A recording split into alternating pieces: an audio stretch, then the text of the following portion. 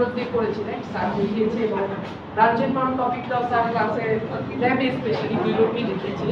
তো আগেই বলি টিএসপি প্রবলেমটা কি ছিল, একটু রিমাইন্ড করতে ট্রাই করি।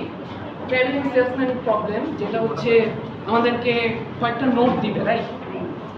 এবং একটা স্টার্টিং নোট দেওয়া থাকবে। কন্ডিশনটা হচ্ছে প্রত্যেকটা নোটকে আমাদের ট্রাভার্স করতে হবে এবং একটা নোডে একবারের বেশি যাওয়া যাবে না, স্টার্টিং নোডে ফিরে আসতে হবে উইথ মিনিমাম কস্ট। ওকে, তো এই প্রবলেমটা হচ্ছে টিএসপি প্রবলেম, ঠিক আছে? এটা যে ডাইনামিক অ্যাপ্রোচ প্রোগ্রামটা ছিল সেটা আমরা অলরেডি করে আসছি। আজকে দেখো ব্রাঞ্চ এন্ড বাউন্ড। তো শুরুতেই ব্রাঞ্চ এন্ড বাউন্ড কনসেপ্টটা কি এটা একটু বলা ট্রাই করি ছোট করে। একটা বড় প্রবলেমকে আমরা ফার্স্টে যেটা করব ওটা ছোট ছোট সাব ব্রাঞ্চে ভাগ করা। খুবই সিম্পল লজিক যে একটা বড় প্রবলেমকে সলভ করার চেয়ে ছোট ব্রাঞ্চকে সলভ করা খুব ইজি, এবং প্রত্যেকটা ব্রাঞ্চের জন্য আমরা একটা ইনিশিয়াল বাউন্ড সেট করে দেব। তো সাব ব্রাঞ্চগুলোকে আমরা কি করব, একটা বাউন্ড সেট করে দেওয়ার চেষ্টা করব, আমাদের লজিক বা অ্যাপ্রক্সিমেশন অ্যাপ্লাই করব যে কি হয় একটা এর বেশি হওয়া যাবে না অথবা এর কম হওয়া যাবে না। তো বাউন্ডের একটা ছোট্ট एग्जांपल যদি আমি দেই,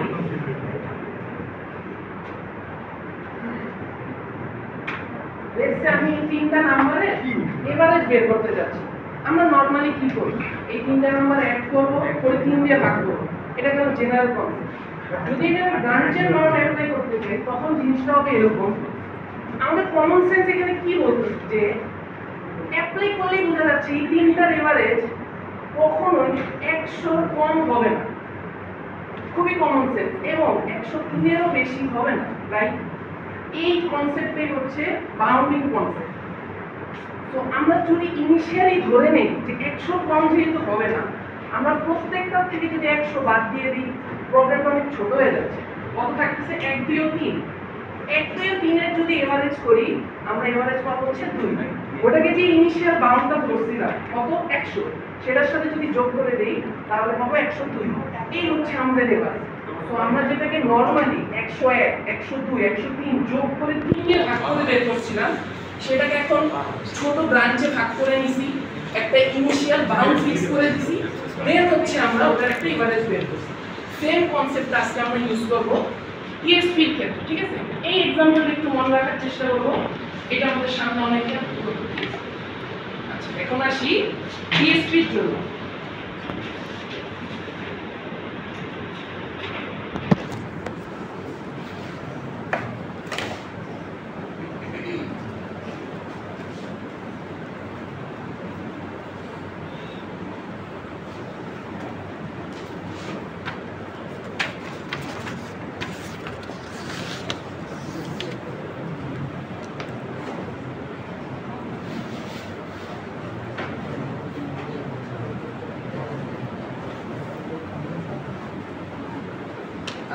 এই ম্যাট্রিক্সটা আমরা ক্রিয়েট করতে পারি সবাই, রাইট?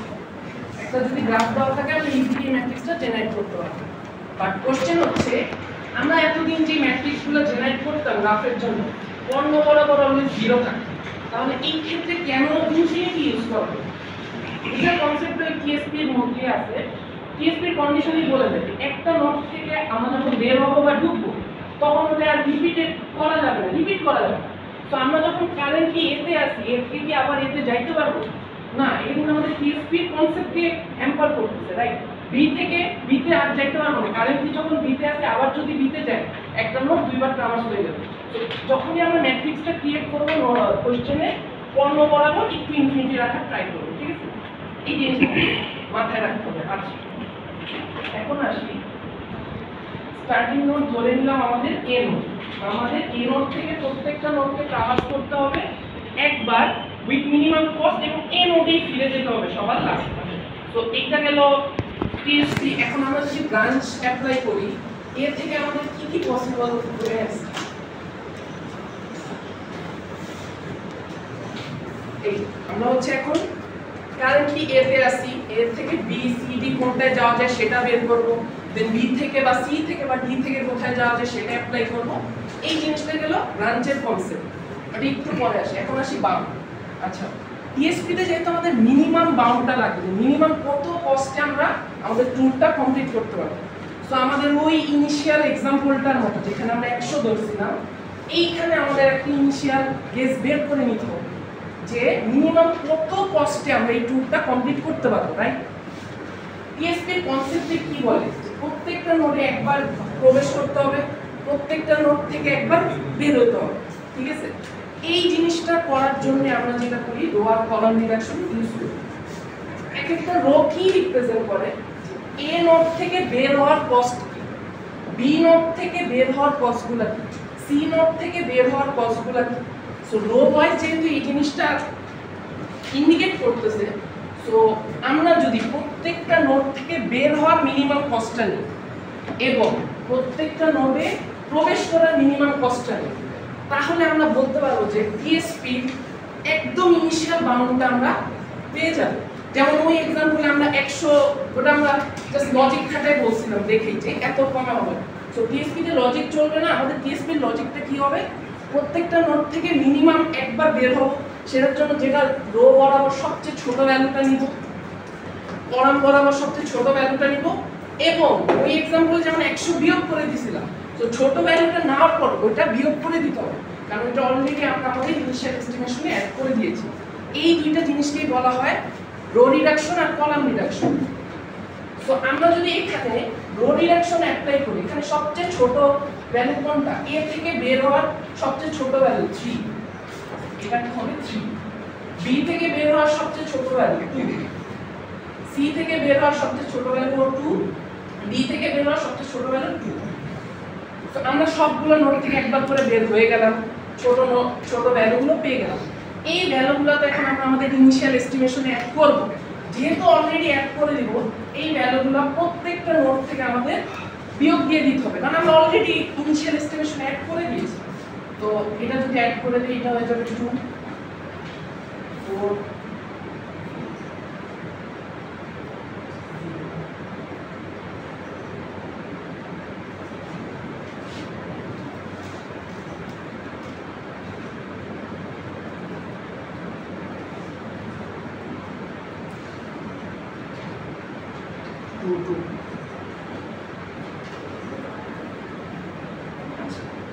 এই কাজটা কি করলাম, আমরা রো রিডাকশন করলাম, প্রত্যেকটা নোড থেকে একবার আমাদের বের হওয়া শেষ উইথ মিনিমাম কস্ট। এখন আমরা যেটা করব, প্রত্যেকটা নোডেতে একবার করে ঢুকাও লাগবে, রাইট? সো আমরা এই কাজটা কোথা থেকে করব, কলাম রিডাকশন ইউজ করে করব, কারণ এক একটা কলাম রিপ্রেজেন্ট করে, এই নোডের কলাম রিপ্রেজেন্ট করতেছে এই নোডে ঢুকার কস্টগুলো, বি নোডে ঢুকার কস্টগুলো। সো আমরা যেটা করব, এই নোডে ঢুকার মিনিমাম কস্টটা নিব, বি নোডে ঢুকার মিনিমাম কস্ট নিব, সি এর জন্য নিব, ডি এর জন্য নিব। কেন করতেছি এই দুইটা কাজ, আবারও বলতেছি, প্রত্যেকটা নোডে একবার ঢুকা লাগবে উইথ মিনিমাম কস্ট, প্রত্যেকটা নোড থেকে একবার বের হওয়া লাগবে উইথ মিনিমাম কস্ট। সো আমরা এখন যেটা করব, বের হওয়ার মিনিমাম কস্টটা বের করব। লাইক এখানে মিনিমাম কস্ট 0, এই বরাবর 0, ইনফিনিটি গুলো ইগনোর করা লাগবে, আর এই বরাবর মিনিমাম কস্ট আসছে 1, এই বরাবর মিনিমাম কস্ট আসছে 0। আমরা আমাদের ইনিশিয়াল বাউন্ড পেয়ে গেছি। যদি রো বরাবর ভ্যালুগুলোকে যোগ করি, এখানে আসবে 9, কলাম বরাবর যদি যোগ করি আসবে 1।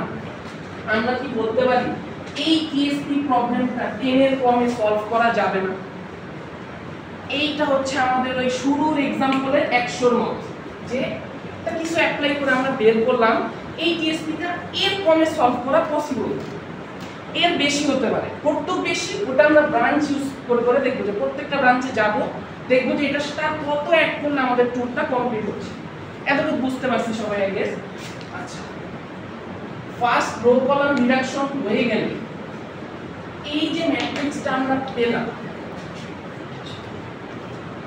এগুলো আর লিখবো না, আমরা জানি এই ম্যাট্রিক্সটা পেলাম, এটাকে ধরলাম এম অফ এ, অর্থাৎ এর কারেন্ট একটা ম্যাট্রিক্স পেয়ে গেলাম,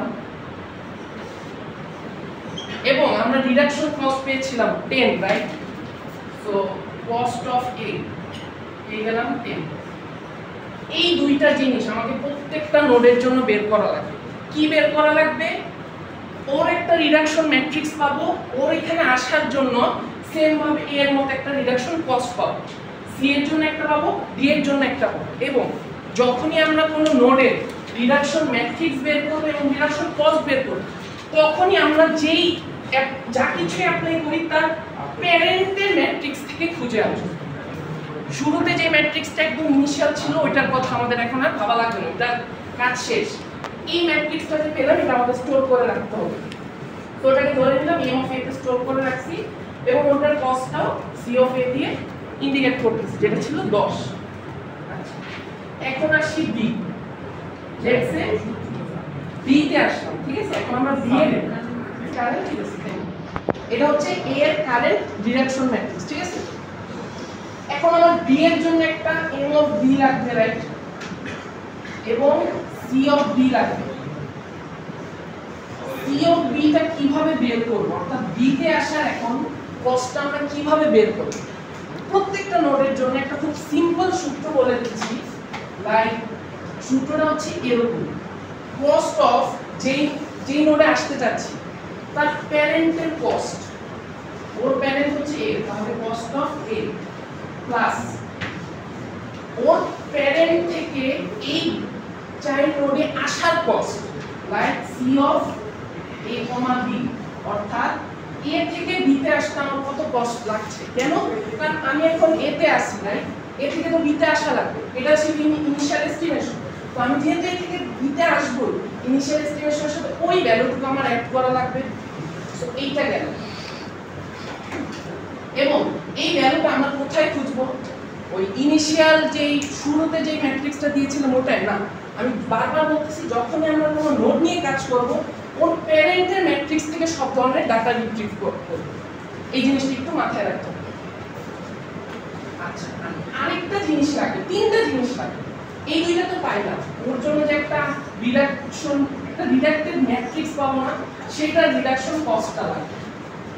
রিডাকশন কস্ট অফ এম, সেটা আমরা বের করব। কিভাবে বের করব আমি ওটাও দেখাই। তো এই সূত্রটা একটু খেয়াল রাখতে হবে। আবারও বলে দিই, সূত্রটা খুবই ইজি। কিভাবে? যেই নোডে আসবো তার প্যারেন্টের কস্ট, ওই ম্যাট্রিক্সে দেখব প্যারেন্ট থেকে চাইল্ড নোডে আসার কস্ট এবং চাইল্ড নোডেরও তো একটা রিডাকশন ম্যাট্রিক্স পাবো, সেটার কস্টটা কত। এই তিনটা যদি আমরা যোগ করি ওর চাইল্ড নোডের কস্টটাও পেয়ে যাবো, ওর ম্যাট্রিক্সটাও পেয়ে যাবো। এখন দেখবো যে ওর এই চাইল্ড নোডের ম্যাট্রিক্সটা আমরা কিভাবে পেতে পারি, রাইট? সেম কাজ করব, রো কলাম রিডাকশন করা লাগবে, বাট শুরুতে যেভাবে করেছিলাম ওভাবে করলে হবে না। তিনটা জিনিস অ্যাপ্লাই করে করতে হবে। ওর ম্যাট্রিক্সের উপর অ্যাপ্লাই করব, আবারও বলতেছি ওর প্যারেন্ট ম্যাট্রিক্সের উপর অ্যাপ্লাই করব। তিনটা জিনিস কি কি সেটা একটু বলি। আমরা কোন নোড থেকে কোন নোডে আসছি? এ থেকে বি তে আসছি। এ থেকে কি এখন আর অন্য কোন নোডে যাওয়া পসিবল? এ থেকে অলরেডি একবার বের হয়ে গেছে, আর কি যাওয়া পসিবল? অবশ্যই পসিবল না। পসিবল হলে সেটা টিএসপি কনসেপ্টকে হ্যাম্পার করে। সো আমরা যেটা করব, আচ্ছা এই ম্যাট্রিক্সটা আবার আচ্ছা এখানে দেখেন, আমরা যেটা করব, এ থেকে যেহেতু আর বের হব না, এর প্রত্যেকটা রোকে ইনফিনিটি করে দেব। বুঝে গেল? এই ম্যাট্রিক্সটা স্টোর থাকবে, আমরা যেটা করব এর প্রত্যেকটা রোকে ইনফিনিটি করে দেব। কারণ কি? এ থেকে আমরা বের হব না। কোথায় আসছি? বি তে।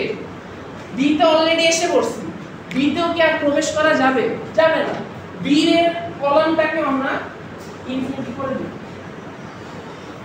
দুইটা কাজ করছি, আরেকটা কাজ করা লাগবে। সূত্র যেমন তিনটা কাজ করা লাগছে, রিডাকশন ম্যাট্রিক্সের জন্য তিনটা কাজ করা লাগবে। রো বরাবর ইনফিনিটি, কলাম বরাবর ইনফিনিটি। আরেকটা যেটা করতে হবে, আচ্ছা আমাদের তো ফুল ট্যুরটা কমপ্লিট করতে হবে, রাইট? এখনই কি আমরা বি থেকে এতে চলে যাব? ট্যুর কি কমপ্লিট হয়েছে আমাদের? হয় নাই। এখনই যেহেতু বি থেকে এতে যাব না, বি থেকে এতে যাওয়ার কস্টটাকেও ইনফিনিটি করে দেব। কতক্ষণ করব? যতক্ষণ না আমাদের ট্যুর কমপ্লিট হচ্ছে। তো বি থেকে এতে যাওয়া, বি ছিল এটা, এ হচ্ছে এটা, বি থেকে এতে যাওয়ার কস্ট হচ্ছে এটা। তো এই কস্টটাকে আমরা ইনফিনিটি করে দেব। দেন বাকি যা প্যারেন্টের ম্যাট্রিক্সে ছিল হুবহু অ্যাড করে দেব।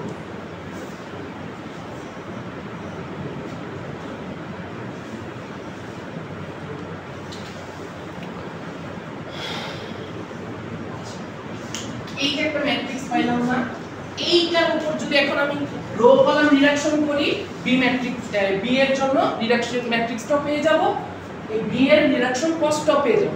জিনিসটা কি বুঝতে পারলাম সবাই? সো আরেকবার একটু রিপিট করা ট্রাই করি। প্যারেন্ট ম্যাট্রিক্সে যাব, প্যারেন্ট ম্যাট্রিক্সে যেই নোড থেকে বের হচ্ছি সেই বরাবর প্রত্যেকটা রো ইনফিনিটি, যেই নোডে ঢুকলাম সেই প্রত্যেকটা কলাম ইনফিনিটি করলাম। এখনই আমাদের ট্যুরটা কমপ্লিট হয়নি, তাই এখনই বি থেকে এতে আর যাব না, তাই বি থেকে এতে যাওয়ার কস্টটাকে ইনফিনিটি করে দিব, দেন বাকি সব অ্যাজ ইট ইজ রেখে দেব। এখন আমরা যেটা করব ইনফিনিটি গুলো ইগনোর করে সেম কাজ ওই যে শুরুতে বাউন্ড বের করার জন্য যা করেছিলাম, রো বরাবর রিডাকশন, কলাম বরাবর রিডাকশন। ইনফিনিটি গুলোকে ইগনোর করি, এই বরাবর আসে 0, এই বরাবর আসে 1, এই বরাবর আসে 0, রাইট? তো আমরা এই ভ্যালুগুলো একটু বিয়োগ করে দেব, বিয়োগ করলে জাস্ট এটা হবে 0, এটা হয়ে যাবে 2, ঠিক আছে? রো রিডাকশনের কস্ট পেলাম 1। এখন আবার কলাম রিডাকশন করা লাগবে, রাইট? কলাম রিডাকশন করলে এখানে আসে 2, ইনফিনিটি 0, 0। এখন যদি রো কলাম রিডাকশনের পর আমি বিয়োগ করে দিব আবার,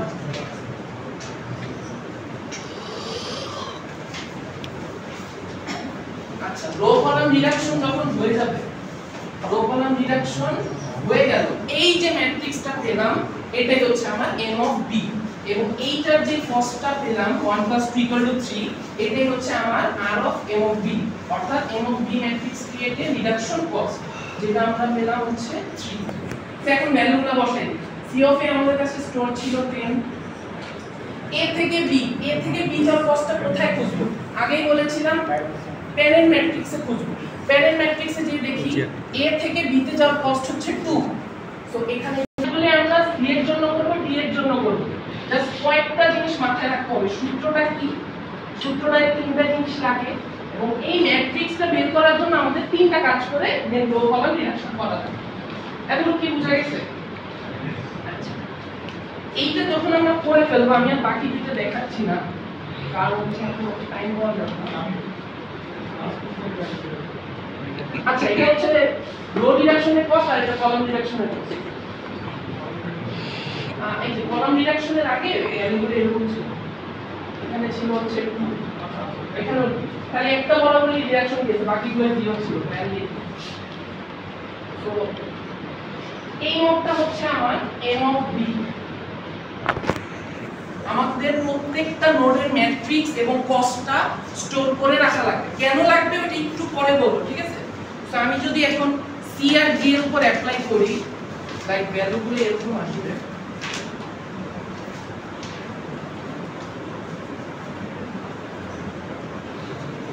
কস্ট অফ c আসবে হচ্ছে 11 আর কস্ট অফ d আসবে হচ্ছে 10। আচ্ছা, এবং ওদের একটা করে ম্যাট্রিক্স আমরা পাবো, right? m of c, m of d। So এই তিনটা কাজে আমরা ওর জন্য করলাম। এখন কথা হচ্ছে কোন নোডটাকে ফার্দার এক্সপ্যান্ড করব, বা এখন কোন নোডটা দিয়ে আমরা ট্যুরটা কমপ্লিট করব। এখানে যে তিনটা কনসেপ্ট আসে, ব্রাঞ্চের বাউন্ড হচ্ছে তিন ধরনের, একটা হচ্ছে লিফো ব্রাঞ্চের বাউন্ড, একটা ফিফো, একটা হচ্ছে লিস্ট কস্ট। ফিফো ব্রাঞ্চের বাউন্ডটা কি? একটা নোডকে এক্সপ্যান্ড করে ফার্স্টে যেটা পাবো সেটাকে এক্সপ্যান্ড করব, ওটাকে এক্সপ্যান্ড করে ফার্স্টে যেটা পাবো সেটাকে এক্সপ্যান্ড করব, এটা হচ্ছে ফিফো। যদি লিফো অ্যাপ্লাই করি লাস্টের দিক থেকে শুরু করব, বাট আমরা যেটা করব সেটা হচ্ছে লিস্ট কস্ট মেথড বা লিস্ট কস্ট ব্রাঞ্চের বাউন্ড। লিস্ট কস্ট ব্রাঞ্চের বাউন্ড যেটা বলে এই তিনটার মধ্যে যার কস্ট সবচেয়ে কম সেটাকে ফার্দার এক্সপ্যান্ড করব। এটা হচ্ছে আমাদের কারেন্টলি লিস্ট কস্ট অনুযায়ী আমাদের একটা অপটিমাল মনে হচ্ছে যে যেহেতু ওর কস্ট সবচেয়ে কম, ওকে এক্সপ্যান্ড করলে হয়তো আমরা মিনিমাম ওয়েতে এই ট্যুরটা কমপ্লিট করতে পারবো, রাইট? সো আমরা আপাতত পাঁচটা কি পেলাম, a থেকে b। আচ্ছা, এখন যদি d কে এক্সপ্যান্ড করি, b থেকে কোথায় কোথায় যাওয়া যাবে? c, আচ্ছা b আর c পাওয়া যাবে, রাইট? এবং আমরা যখন b থেকে এখানে আসতেছি, b এর ম্যাট্রিক্স এবং b এর কস্টটাকে আমরা আগে পেয়েছিলাম না, ওই জিনিসটাকে কিন্তু নিয়ে আসতে হবে। লাইক m অফ d টা আমাদের লাগবে এবং d এর কস্টটাও লাগবে। কেন লাগবে? শুরুতেই বলেছিলাম যখনই কোনো চাইল্ডকে এক্সপ্যান্ড করতে যাব সমস্ত ডেটা রিট্রিভ করব ওর প্যারেন্টের ম্যাট্রিক্স থেকে, এবং এই যে সূত্র আমরা দেখতে সূত্রটা বলছি ওখানেও ছিল যে প্যারেন্টের কস্ট ম্যাট্রিক্সটা অ্যাড করা লাগে, এবং প্যারেন্ট থেকে চাইল্ডে আসার যে কস্ট সেটাও আমরা এই ম্যাট্রিক্স থেকে আনি। সো এই দুইটা ডাটা একটু লাগবে। সো যেহেতু আমরা এটা ফার্দার এক্সপ্যান্ড করার ট্রাই করব, ডিটা লাগবে, একটু ডিটা করার ট্রাই করি সবাই। ডি এর ম্যাট্রিক্সটার কস্ট একটু বের করার চেষ্টা করি সবাই। এই যে এটা হচ্ছে ডি এর প্যারেন্টের ম্যাট্রিক্স, সূত্রটা হচ্ছে ডি এর জন্য আমি লিখে দিচ্ছি, কস্ট অফ ডি এর সূত্রটা কি এরকম হবে, ওর প্যারেন্টের cost C of A plus parent থেকে চাইল্ডে যাওয়ার cost plus deduction cost of M of D. So আগে এই দুইটা তো আমরা জানি, এই দুইটা দাও আছে, এই দুইটা 10, এটা 10, আর এই ভ্যালুটা কোথায় পাবো, এম অফ এ তে পাবো। এম অফ এ তে এ থেকে ডি, এ থেকে ডি তে যাওয়ার কস্টটা কত, 0। এই ম্যাট্রিক্সটা একটু বের করার চেষ্টা করি এবং ম্যাট্রিক্সটা বের করে দেখি ডি এর ম্যাট্রিক্সের জন্য ডিডাকশন কস্টটা কত আসে, একটু ট্রাই করব। না পারলে আমি দেখাই দিব, একটু ট্রাই করব।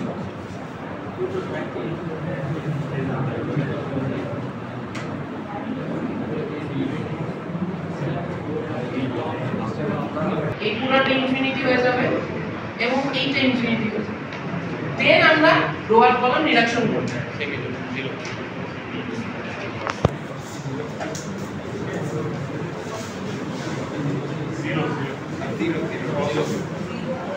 এক্স্যাক্টলি cos 0 আসবে, রাইট? ঠিক আছে। সো যারা করতে পারি না দেখা দাও লাগবে, সেম আসবে, সেমই আসার কথা, সব ইনফিনিটি করে দিলে দিবে। আচ্ছা, তো সো আমরা ডি এর জন্য এই ভ্যালুটা কত পেলাম, 0, এবং ম্যাট্রিক্সটা কি আসছে, ম্যাট্রিক্সটা আসবে ইনফিনিটি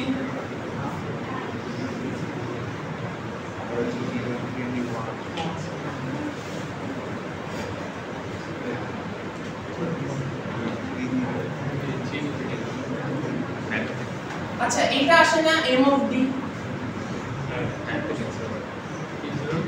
m of d এটা আসা কথা, রাইট? তো আমরা কি এখন m of d পেয়ে গেলাম, c of d ও পেলাম, c of d ও পেলাম 10। এখন কি b আর c এর জন্য বের করা যাবে? সেম কাজটাই আমরা রিপিটেডলি করতে থাকি।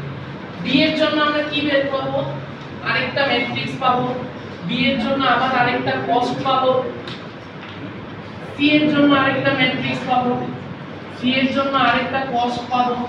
সেম ভাবে দেখো এই দুইটার মধ্যে কার কস্ট কম আসে, সেই ব্রাঞ্চটাকে আবার অ্যাপ্লাই করতে যাব। আচ্ছা, শুরুতেই যে বলেছিলাম যে এই ম্যাট্রিক্স আর কস্টগুলা আমাদেরকে স্টোর করে আসা লাগবে। কেন করে আসা লাগবে, আমরা যে এখানে 10 কে এক্সপ্যান্ড করেছিলাম, রাইট? 10 কে এক্সপ্যান্ড করা মানে এই না যে b আর c নোট দুটো ডেট। কেন বলেছিলাম যে কারেন্টলি মনে হচ্ছে d হচ্ছে অপটিমাল পাথ, d হলে যদি আগে শর্টেস্ট পাওয়া যাবে। এমনও হতে পারে লেটস এখানে c যদি স্মলার হয়, c কে এক্সপ্যান্ড করে কোন একটা জায়গায় দিয়ে দেখলাম আমার কস্ট হয়ে গেছে লেটস সে 17 হচ্ছে লোয়েস্ট কস্ট। তখন আমাদের প্রিভিয়াস যেই নোটগুলো আমরা এক্সপ্যান্ড করি নাই, নন এক্সপ্যান্ডেড নোট ছিল, যেমন এই নোটটা, এই নোটটা, এই নোটগুলো টাকায় দাও, যেহেতু এত বড় কস্ট এসে পড়ছে, এখন আমরা তখন আমরা বুঝতে পারবো যে এটা আমাদের অপটিমাল সলিউশন ছিল না। তখন বাকি যে নোটগুলো ছিল ওগুলোর মধ্যে যেটা সবচেয়ে ছোট ছিল ওটাকে এক্সপ্যান্ড করতে হবে। এই জন্য আমাদের যখনই কোনো নোটকে এক্সপ্যান্ড করব, নন এক্সপ্যান্ডেড নোটগুলোর ট্র্যাক রাখতে হবে, ওইটা ম্যাট্রিক্সেরও ট্র্যাক রাখতে হবে, ওইটার কস্টেরও ট্র্যাক রাখতে হবে, কম্পেয়ার করার জন্য যে সবচেয়ে ছোট কোনটা। বাট যদি আমরা সবচেয়ে ছোটটা এখানে পেয়ে যাই তাহলে বুঝতে হবে এটাই আমাদের অপটিমাল পাথ আসতেছে, রাইট? এই কাজটা করতে করতে বুঝবো কখন যে আমাদের সব হয়ে গেছে, সবগুলো নোডে ভিজিট হয়ে যাবে এবং আমাদের ফাইনাল ম্যাট্রিক্সে ইনফিনিটি বাদে কোনো এলিমেন্ট থাকবে না। তো আমাদের এই কোশ্চেনটার জন্য পাথটা আসবে কিছুটা এরকম।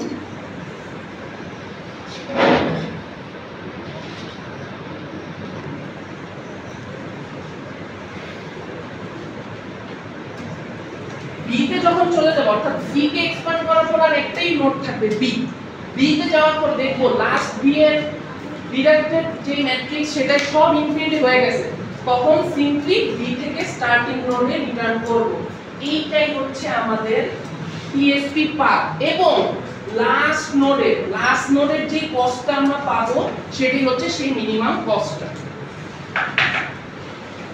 এতটুকু কি বোঝা গেছে কি করা হয়েছে? এইটুকুই হচ্ছে ব্রাঞ্চ এন্ড বাউন্ডের কনসেপ্ট ইউজিং টিএসপি। খুবই সহজ। শুরু থেকে আরেকবার একটু রিভাইন্ড করে দিই। যদি 17 আসতো তখন আমাদেরকে প্রত্যেকবার একটা জিনিস কম্পেয়ার করতে হবে যে দেখতেছি যে এখানে এক্সপ্যান্ড করাটা 17, প্রিভিয়াসলি কোন একটা নন এক্সপ্যান্ডেড ব্রাঞ্চে এর চেয়ে ছোট ভ্যালু আছে, মানে কি ওটা একটা অপটিমাল পাথ আছে, নাহলে তো আমরা এটা এত বড় ভ্যালু পাওয়ার কথা ছিল না। 11 আসলে 11 আসলে যেটা করবে 11 এর চেয়ে ছোট ভ্যালু চেক করব যে আছে নাকি। 11 আসলে কিন্তু এখানে 11 এর চেয়ে কোনো ছোট ভ্যালু নাই, নন এক্সপ্যান্ডেড কোনো ব্রাঞ্চে নাই, এটাই ছিল না, যেটা কিন্তু আমরা এক্সপ্যান্ড করে আসছি। নন এক্সপ্যান্ডেড কোনো ব্রাঞ্চে দেখতে হবে ওটার চেয়ে ছোট কোনো ভ্যালু আছে কি। এই জিনিসটা দেখার জন্য আমাদেরকে প্রত্যেকটা কস্ট এবং প্রত্যেকটা ম্যাট্রিক্স স্টোর করে আসতে হবে। আচ্ছা, এতটুকু নিয়ে কারো কোনো কোশ্চেন বা কনফিউশন?